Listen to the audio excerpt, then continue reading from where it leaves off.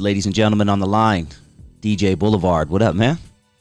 Hey, what's going on with you, Dusty? Oh, man, can't complain, dude. Appreciate you joining the show. Oh, man, I appreciate you having me on here, man. Let's go all the way back, dude. Where did you grow up? Actually, I was, born and raised in L.A.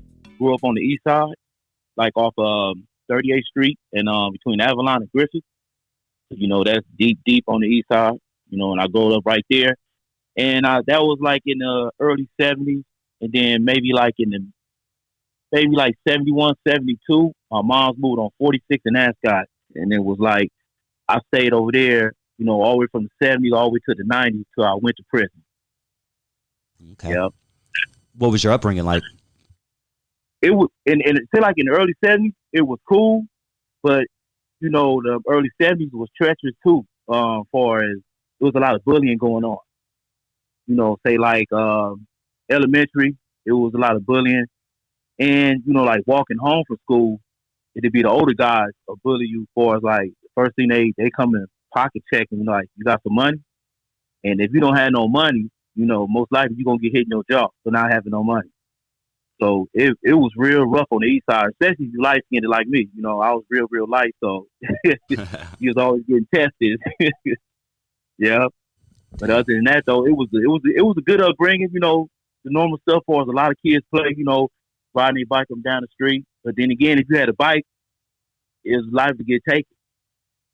Yeah, so it was a lot of that going on too. So really, it was fun on the east side, but it was rough at the same time too. You know what I'm saying? Yep. Now east side. All right, so 70s, 80s, 90s, man. You saw a change. You saw changes in LA. Let's talk about the 70s first, man. Early to mid, whatever, late 70s. What do you remember at that time? Let's go pre, this is when gangs started kind of, not kind of, but this is when they were making their names known and things like that. Take me to what you remember about the mid 70s, early, late 70s. Okay. At that time, feel like an elementary school. It was a lot of like, in the beginning, I didn't know what the Crips was. And what was funny? I tell everybody the story. I remember being in the classroom and the teacher come running, locking the door. So here come the Crips, here come the Crips. I'm thinking it's a monster or something. So I see my teacher, she's terrified. She locking the door. She telling everybody to get up under the table. I'm looking like, what's going on? I'm getting up under the table. They say, here come the Crips. But I never knew what the Crips was at that time. So that had been like about 72 or 73. And as I got older, I say around like about the 6th grade, it seemed like everybody around that age range was like, where you from? Where you from? And that's when I started getting introduced to the Crips. Okay, now I know what it is. Because at that time, people really wasn't wearing the color like that for us, red and blue. But I did see a couple of guys, wear blue rags, talking about they Crips. And I'm like, what is a Crip? So this one guy named Clester, he sat a few of us down and he was talking to us about the Crips. And like I said, I still didn't kind of understand because a lot of people in my family wasn't gang banging. I got 2 older brothers on my mama's side and I got an older brother on my daddy's side. And my 2 older brothers, they're the ones I grew up with. They never gang banged. So that's why it took me a while to really realize what the Crips was or the Blood. So you would be in elementary school using the bathroom and somebody would walk up to you, what's up, Blood? Where you from? And I'm looking like, what's up, Blood? I didn't know what it was. So like I said, the guy Clester, he wanted to introduce me to the Crips. And I tried it then, but I had one of the strict moms. She wasn't going for it. So it was like I got in and got out. And we were trying to call ourselves the Warrior Crips, named after that movie, The Warrior. Wow. Yeah, so we didn't last that long. It was maybe like 6 of us. We went up there to fight the 30 power rules up in Wadsworth, and they shot at us with a zip gun. And we all broke and ran. It was seemed like that was the end of that little career of Crippin' back then. Yeah, so that was like in the late 79 when that was going on. But, that's when I really found out what the Crips really was in 79, though. And then kind of drifted to the 80s. My brother and them was DJing, and so that's what turned me on to that. And I wasn't thinking about gangbanging at that time because I wanted to DJ. It was like when I seen that really like turned me on. I'm like, yeah, this is what I want to do. But that only lasted from like 81 till about 85. And you got to think from like 82 to 85, that's when the crack era really hit real hard Yeah. in LA. So I jumped into that before I started gang bang. So the guys I was selling crack with, they was Crips. And so once I was over there hanging with them, then the Bloods see me hanging with them, so they automatically so okay, you a Crip then, you hanging with them. So I was always getting sweated or I was getting shot at. And once I got tired of, getting pressed like that, then that's eventually I ended up turning into a Crip around like about the mid 80s, like 87, somewhere from there like that. But when I got real serious with it, it was probably like about 88, like full fledged, Cripping, with the blue rag in my pocket, and it was on from there though. Okay. Yeah, so like the mid 80s like that, around like 87, 88, all the way to 92. That's when I was real full fledged on gang banging. I really wasn't even DJing no more. Okay. Yeah. Well, let's go back to you selling crack. That's when it was hot. It was new on the streets. And what was some of the craziest stuff you saw as a crack dealer? Man, I can take you a little bit further than that. Before I really, John Suggs was before that. All right, remember the Sherm was real Of course, tough on the Sherm east side sticks, too. butt naked. Okay, yeah. So that's when that's the crazy stuff I saw on the east side. Like a man was like walking down the street naked. He was trying to pull his thing off, and Wow. I'm like, damn, look at this fool, man. And it was like he was so strong, the police were scared to grab him. So I seen more crazy Sherm cases than crack cases. And I seen another guy was on Sherm. He was biting like the top of the car, and the police couldn't pry his mouth off the car. Wow. And another Sherm case I saw, my stepfather. He was a BGF, fresh out of prison, and my mama didn't know he was smoking Sherm. So this was in the late 70s. I'm down the street on my bike that he had got me for Christmas, and I hear my friend say, "Man, look at your father down the street." And he in the middle of the street with his shirt off, swinging his belt. Wow. He's swinging his belt around. He jumped in his car, and at the time his mama stayed in Compton, and he drove all the way to Compton. So by the time he got to his mama's house, I think it was the sheriff or the police, they was there, and they beat the shit out of him, took him to jail. Yeah. Yeah. Wow. Yeah. Yeah. Yep. That Sherm was no joke. I never knew what it was until later. I was like, oh, that's what I used to smell, because I knew the smell before I knew what it was, because that smell was death, homie. Like anybody who ever smells Sherm, it's worse than chitlins. It's nasty. Yeah. You can smell that a mile away, man. That Sherm smell ain't no joke. And by me being around it a lot in the mid 70s and the early 80s, it's like as soon as I smell it, I know to get the way to help from that person, because I know eventually they finna start tripping. Yeah, it's a scary drug. Yeah, that's a real scary drug. And I was by me seeing my stepfather, the way he was acting, that kind of like, as a young kid, I was terrified of people who smoke Sherm. I didn't want to be around. If I smelled it, I'm getting the hell away from it. What do you remember about LA in general, going from, let's say, from 81 when pre-crack to, let's say, 85? What were some of the changes that you noticed in Los Angeles at that time? It was a lot of people having money. As far as like everybody kind of like was into the sports, they didn't want to do the sports no more. Everybody wanted to sell crack. And you got to think, at this time, I'm staying on 46 and that side, and that part of the east side, they call it the low bottom. So you got from the 20s, the 30s, the 40s, and the 50s, they call that whole section the low bottom. And then every street is a crack street. Every street is gang banging. So you got to think, it's just drama all day, every day. As far as like, the crackheads will come through there, try to snatch a dope and run. Because one of my friends called a murder case like that. The crackhead took the dope and was in the car running, and my homie shot the car. And I was allowed to speak on this because he went to prison for that, and he did I think like 20-some years for that murder for shooting that crackhead. And it was a lot of shooting. So you got to think, a lot of guys, full fledged gang banging and full fledged selling dope. So that means it's more drive by, more guns, and the more most of the gang bangers got money to buy a car. So it's a lot of dope selling and a lot of gang banging going on at that time in the 80s, like from 82 all the way till basically like when it kind of played out in the early 90s. So I experienced that every day. As far as like, my mama's house got shot up a lot of times. They writing on the house because I was staying in the wrong neighborhood. So I was a Crip staying in the blood neighborhood. So it was like I saw a lot of drama every day. Yeah, that's growing up on that east side. Damn. All right, 1988. Let's go around. Let's keep it on 88. I know you mentioned that's when you were, doing your thing really heavy. And 1988, ironically, is when the movie Colors came out. When you first saw Colors as an active gang member, what were your initial thoughts of the movie? It was I liked it because that's what I was into, but I was kind of like, it's kind of watered down the way they made it. But it was all right, but I was like, they could have did better than that. They could have had like, more like real gangbangers in there. Some of them was probably real gangbangers, but it was kind of like, it was more, to me, it was more like Hollywood. It was more Hollywood.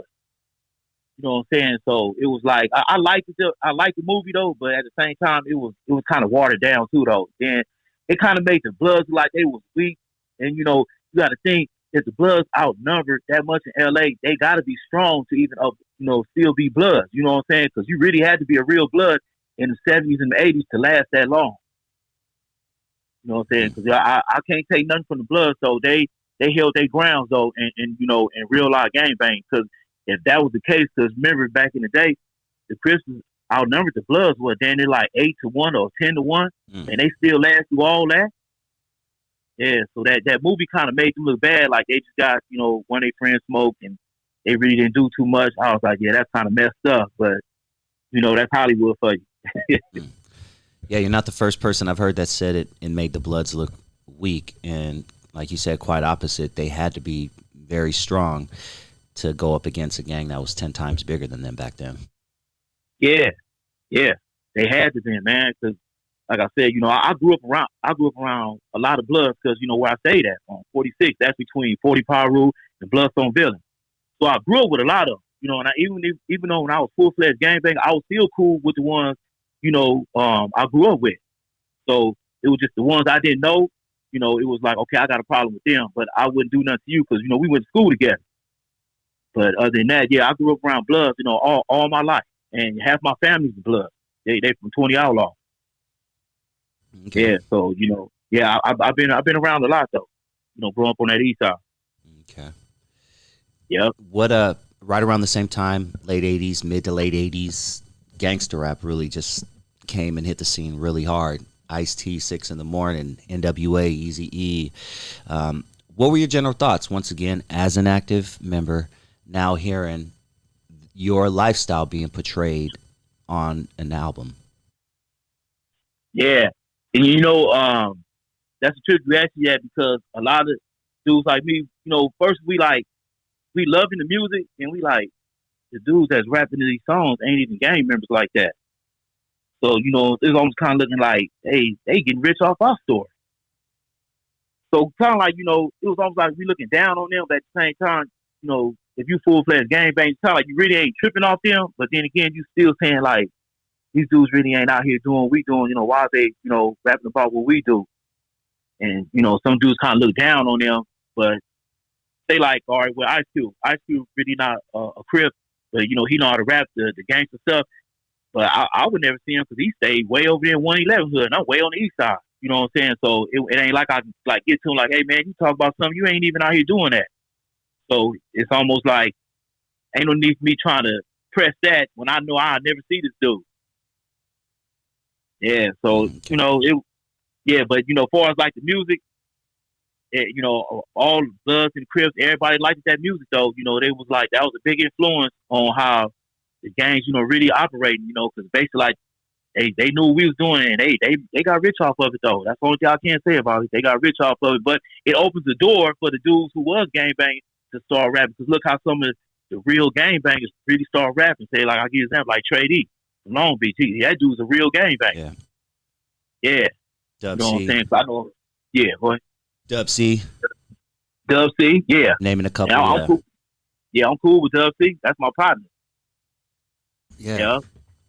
All right, so we got through the 70s, we got through the 80s. Let's talk about the 90s a little bit. There were a couple of prominent events that happened in the 90s that I would love your opinion on, especially since you were doing your thing back then.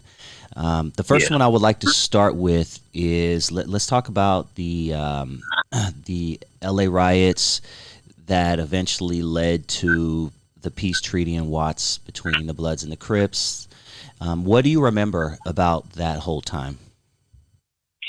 Man, it's crazy. I was in the riot. As far as like, I was out there stealing, and once we peace treaty with the Bloods, man, that was the best feeling in the world, man. I really thought he was gonna laugh, but I knew the police was gonna play a game on us, and it worked. Damn. They actually killed one of the Pueblos, and then went back and told the Pueblos that we did. Wow. And after that, the peace treaty kind of like just started drifting off. And once I saw that, I stopped going over there to the Pueblos doing the peace treaty, because I'm like, eventually they're gonna try to knock one of us. So I told the homies, I said, ain't no need for us really going back over there like that. But the Avalon, the Fire Trade Avalon, they stayed going over there.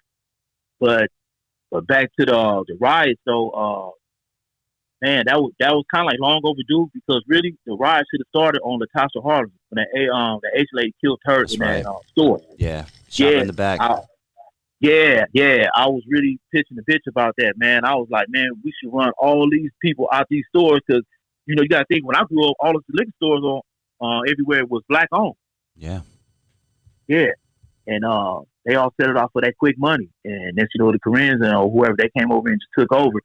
But when that riot jumped off, man, I was like, man, about time. And I was really like, let's go. Let's try to take whatever we can take. Yeah. That's crazy. It's funny. I've never been tired of stealing. I had to take a break. Take a break from stealing. Yeah, I had a lunch break and shit. Yeah, man. I mean, I was out stealing. I'm stealing stuff from at the time I had 2 sons.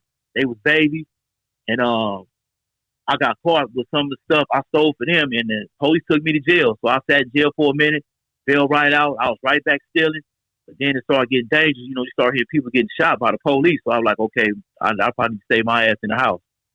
So I didn't want to get shot. But yeah, man, the peace treaty, for us, doing the 92 riot, that was a beautiful thing, man. I just hated that it stopped. And that's when I really learned that we really like killing each other.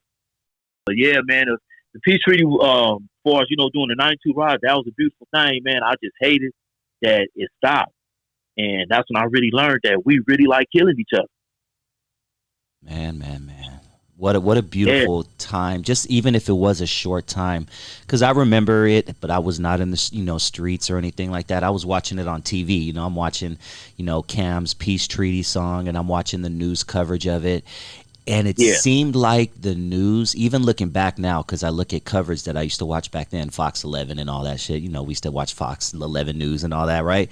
At 7 p.m. or whatever. But looking back at that now, it was almost like the newscasters, they thought it was a joke, kind of, meaning they would say, well, one more day without violence, like, how long is this gonna last? They would throw like little jabs in there, like they really didn't believe in it, and or they really didn't want it.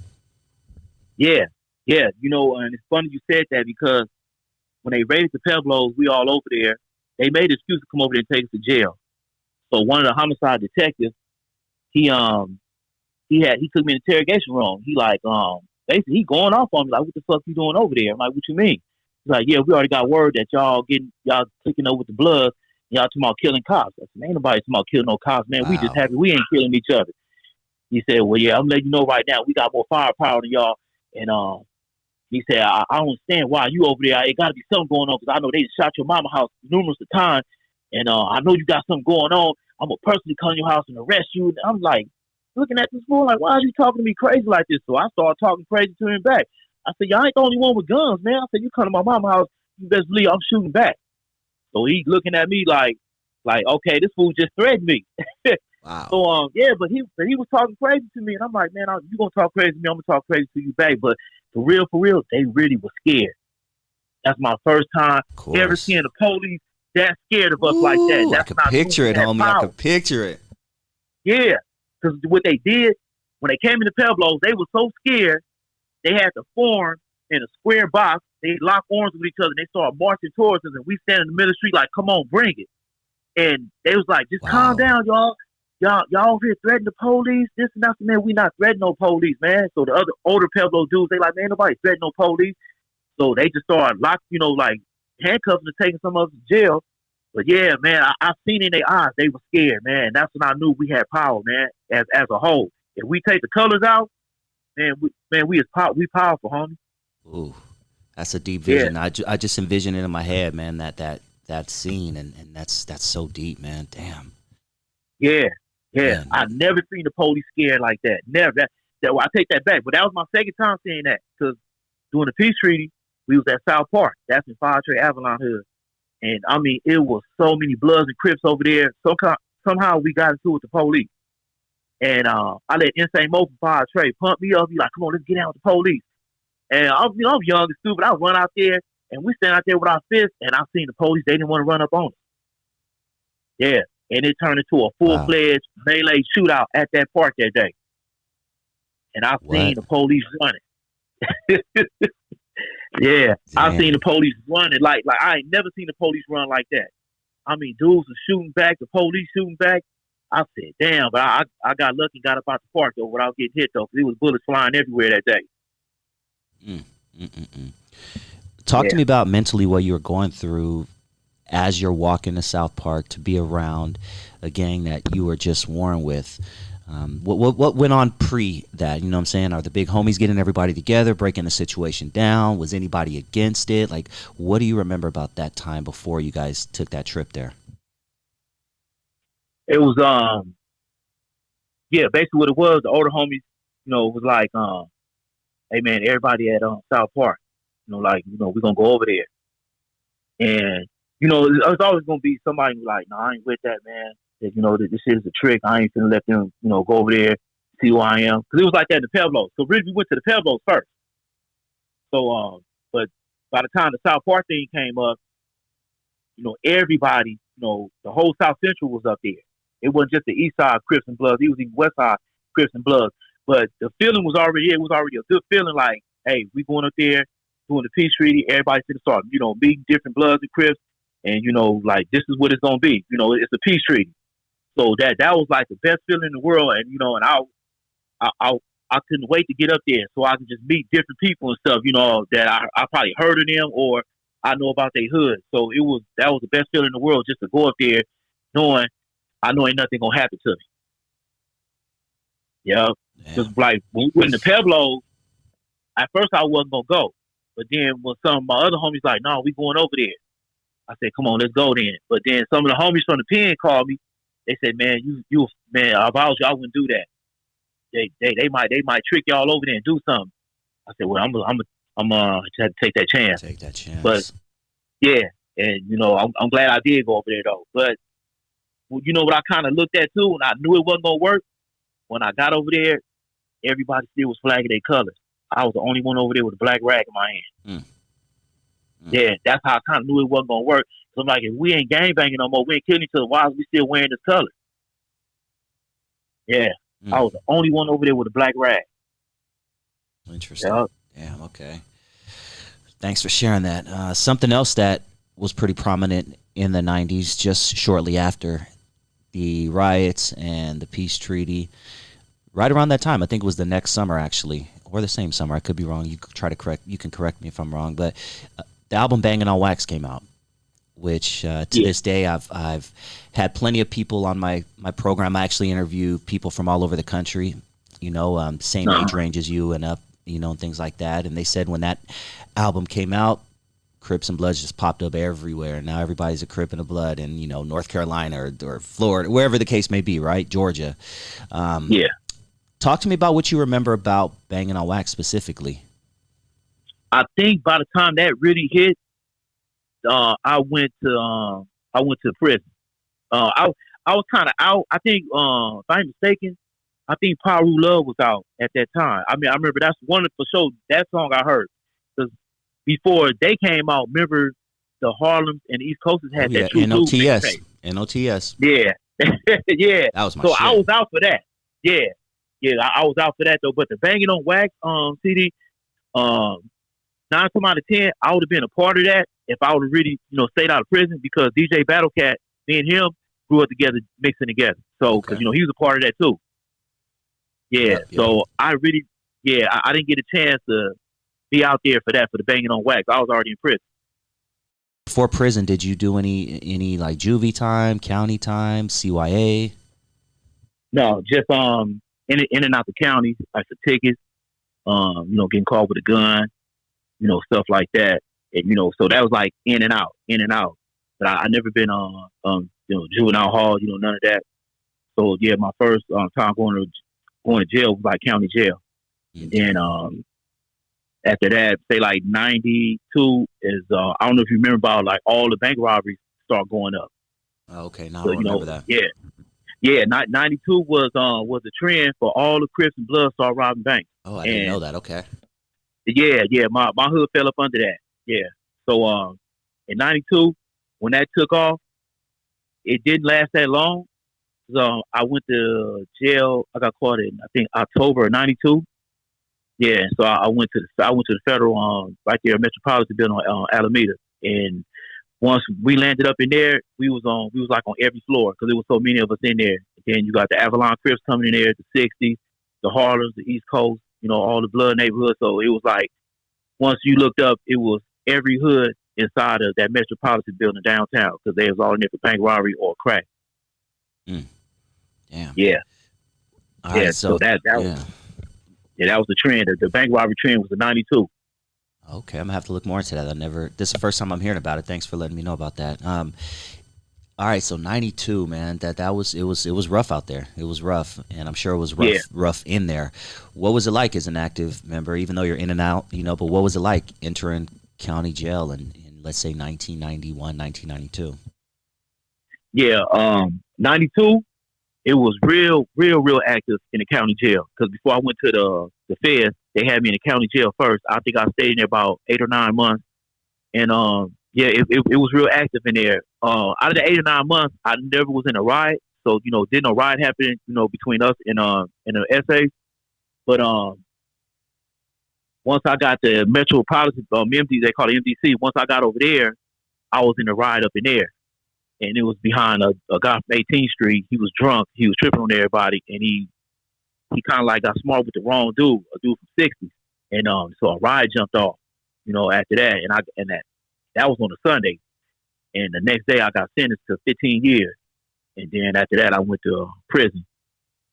Yeah, so it was like once I went to prison, the first prison they sent me to was Phoenix. And that was a game changer because when I got to the yard, I'm like, damn, that's a lot of bloods on the yard.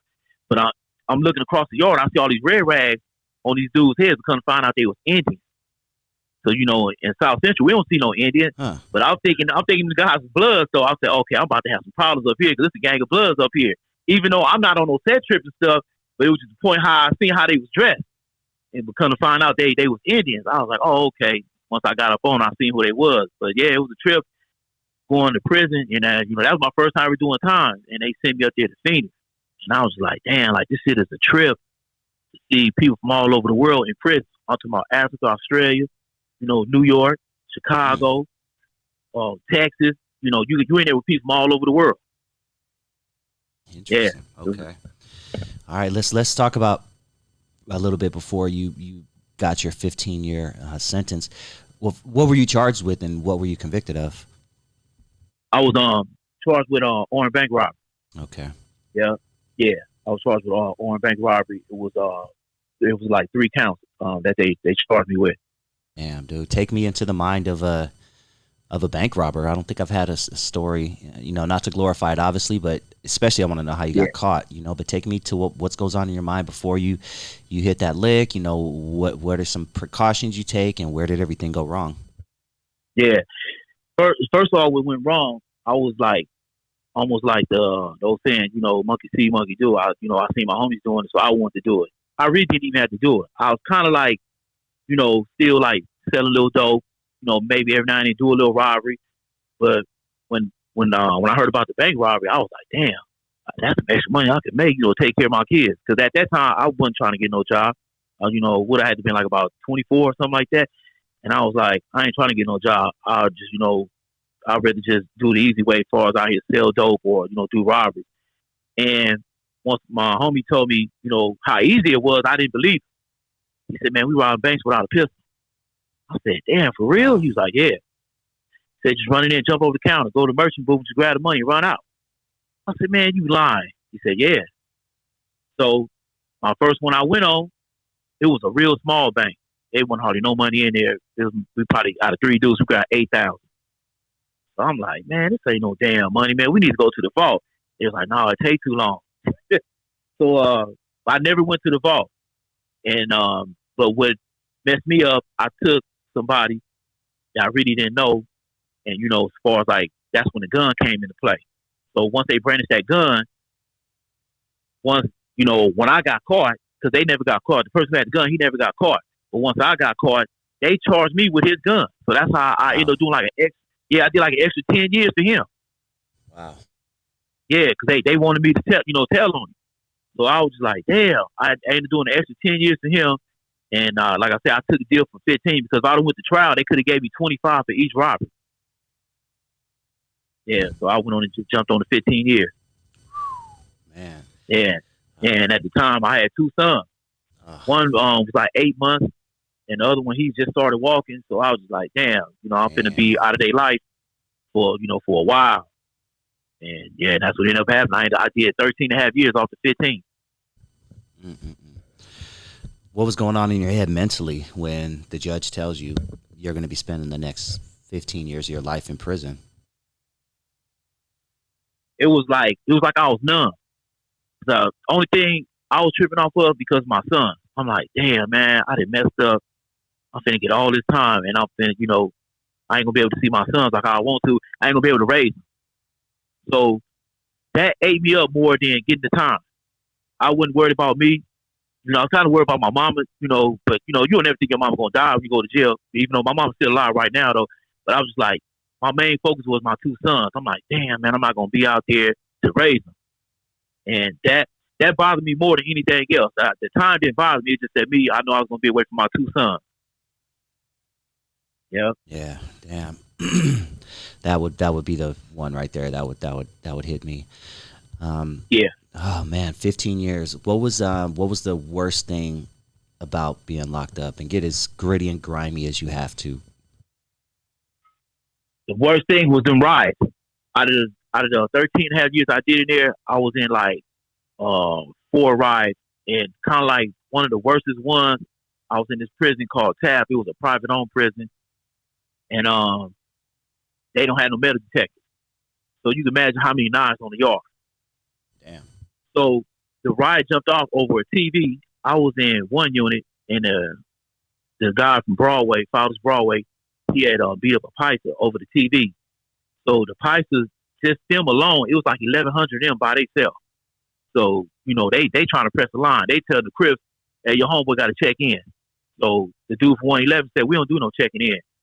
And that's when the riot jumped off from right there, man. I mean, we was out there for a long time. Well, I ain't gonna say a long time, but like 5 minutes seemed like a long time when you out there fighting 300, Pisces, and it's only like about 50 blacks. Damn. Yeah, that was one of the worstest ones. But man, I couldn't believe it, man. We came out on top though. Yeah, the warden had to come on the yard and beg us to let them go in that unit and get that Pisces out that unit because he was down there bleeding to death in there. But nothing wrong with us, and we chased him on the other side of the fence. Yeah, that was one of the worst ones I was in, because normally we'd be inside the unit fight, but that was my first one being on the yard, and we was out there for a cool minute out there fighting, and the police ran out the yard and just let us get out.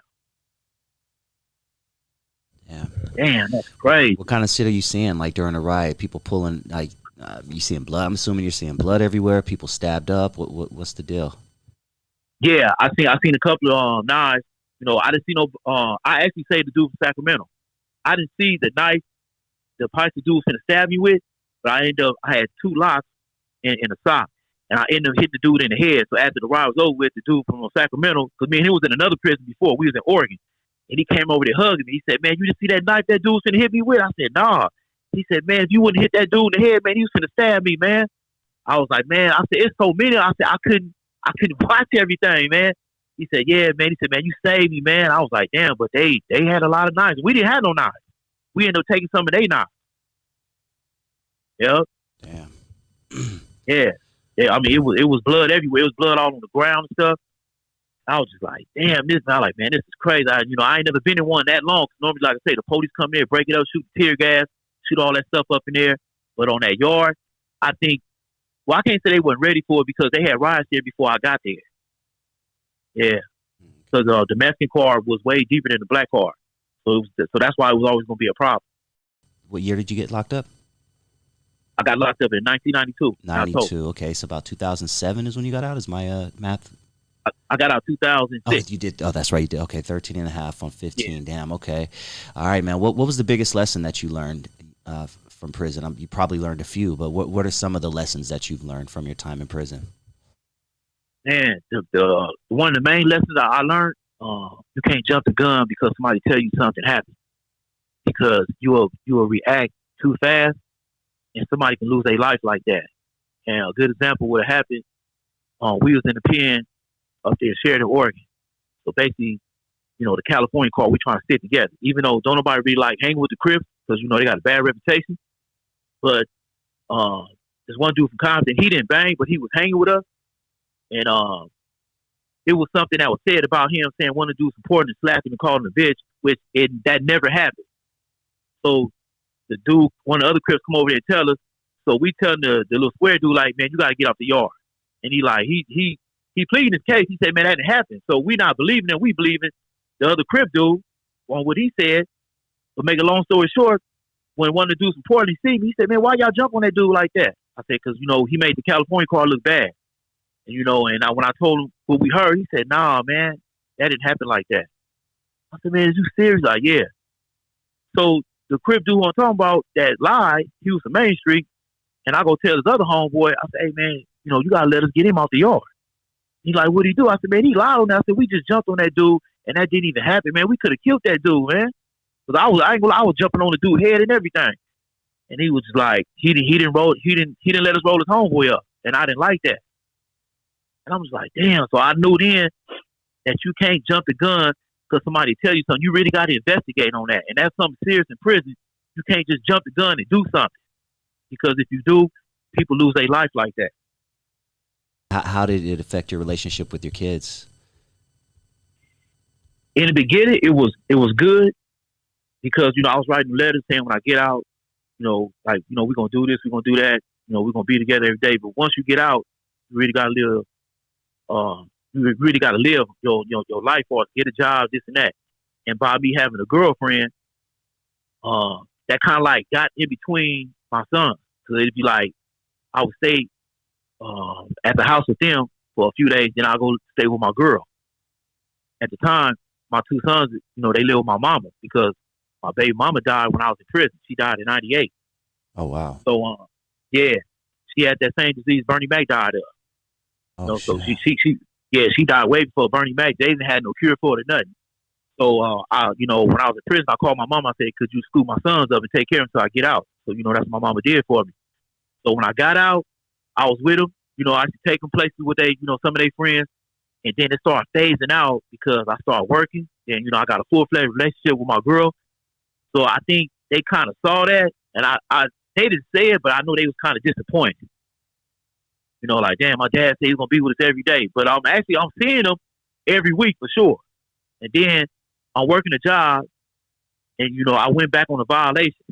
I stayed in MDC for about 5 or 6 months. And then when I got out, my mother she probably figured like this dude finna be going back to jail. So my mother gave me some money to go buy some DJ equipment, and that's when I started back DJing in 2000, like at the end of 2006, I think it was. Wow.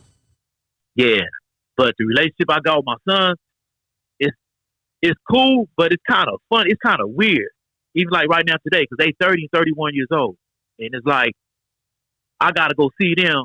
They don't come see me. I'm like, man, these dudes is crazy, and we live on the same block. Yeah. Yeah. So I guess they doing their own thing though. But they know I love them. Whatever they need, they need money or whatever they need, I do it for them. That's crazy. That's the only time they call me when they need something. A lot of kids are like that. Don't feel bad, man. I hear that all the time, and I know what it's like having a 23-year-old, man. Love them to death, but I know what you're saying. Yeah, yep. That's crazy, man. I feel you.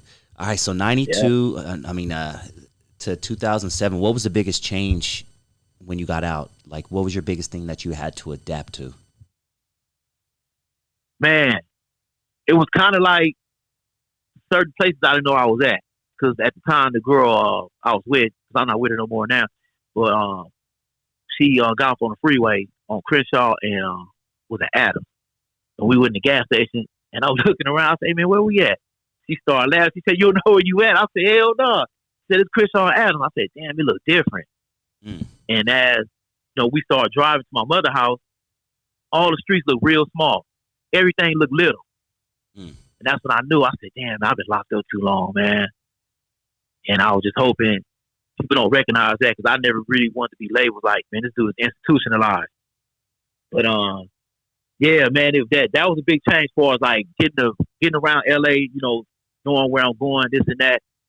But for the most part, I adapted to everything real quick, though. It didn't take that long, but it was just that one stop. I didn't know where I was at, and that was real funny to me, though, because I really didn't know where I was at. Damn. Yeah. On Crenshaw. Yeah. Yeah, right there on Adams and Crenshaw, man. I didn't even know. If I would have seen a Johnny Pastrami, and then I probably would have figured it out. But yeah, Wiener but the way Schnitzel, she put Wiener Schnitzel too. Yeah, kind of down the street, something. Yeah, yep. Man, that was crazy, man. Dang, dude. All right, man. So 2007, you're out, you're doing your thing, you start DJing again. Now, what I like about your Instagram page, and I encourage everybody out there to go to his Instagram, follow him, DJ BLVD RODD. Yeah. And what I like about you, first of all, you post a lot of funny shit, which is cool. I love that, entertaining stuff. But you also post a lot of real shit. You also post a lot of the crime that goes on, around, and just the senseless violence that we're unfortunately experiencing in 2022. And that's coming from someone we both grew up in the 80s and 90s. Just to say that in 2022 is just sad. What are your thoughts on where we're going? As somebody who grew up when LA was the murder capital of the country, 2,000 plus homicides a year back in 94, I do believe. What are your thoughts of the direction that we're going in? Does it seem like we're going back to where we were? Yeah, most definitely we're going back to where we were. I mean, it's happening every day, because I'm still staying on the east side, but another part, I'm staying in Main Street Hood right now. So, I'm part of a motorcycle club called Undisputed. So, our clubhouse is right there on Broadway in Manchester. So, from Manchester, you come down Broadway, coming to a Century. This area right here, man, it's lit up. I'm talking about constantly shooting going over here every day. I don't want to bring up a bad situation, but that's around the area where PNB Rock was killed. Exactly. Correct? Yeah. Yep, right down the street. Yeah, so I stay between Main and Broadway, and Manchester and Main, that's where the Roscoe's is at. So yeah, man, it's like basically, yeah, for real, we going back to the 80s. I mean, the way how it's going right now, and it's been going like that for a while. You know what I'm saying? And man, we going backwards. So it's like any youngster I see, I'm cool with their mama or their pops, and I see them going that direction. That's when I'll try to pull them to the side, and I'll tell them, like, look here, man, if you don't learn from me, I said, I can take you, I can show you things to where you're not going to win in that game. If you flocking, doing robbery, selling dope, gang banging, I said, you're not going to win. That game, you never win in that game. So don't think that you slick enough to where you can win. There's no winning that, and I'll tell them, like, look at me, look how old I am. I had to start my life over when I was 38 years old when I got out of prison. I said, you don't want to do that. You want to start your life right now. But, I know the youngsters don't want to hear that, because, they look at everything on Instagram, this and that, and they want to be like a certain person. But once they get in there and I get to talk to them again, they be like, man, you told me, man. I was like, I understand, but, that's something you got to deal with now. And a lot of youngsters really don't want to hear. Keep pushing it. Keep pushing it. Even if you just save one kid from going down that route. Yeah. I feel like that's all I'm here for. If I could just save one kid, then my job is done. And I feel like I have by doing what I'm doing, and I'm sure you have as well by talking to these kids out there. Yeah, because I almost saved one. Only why I didn't save him because I ended up going to jail. But I almost saved one dude, and he was real good in football. And you know what's sad? He wasn't even gang banging that long, and he caught a murder at 90 for something he didn't do. But now he finally finna get out. He been there 32 years, and he's finally finna get out, man. But that's a long time for something that you didn't do, man. And I took care of him before I went to jail, before I went to prison. And then when I got out, I was still taking care of him. And it was crazy. I said about 2 weeks ago, somebody called me and they said, "Hey, man, Lucky got a date." I said, "Man," "God's working, man." Wow. Yeah, he finally finna get out.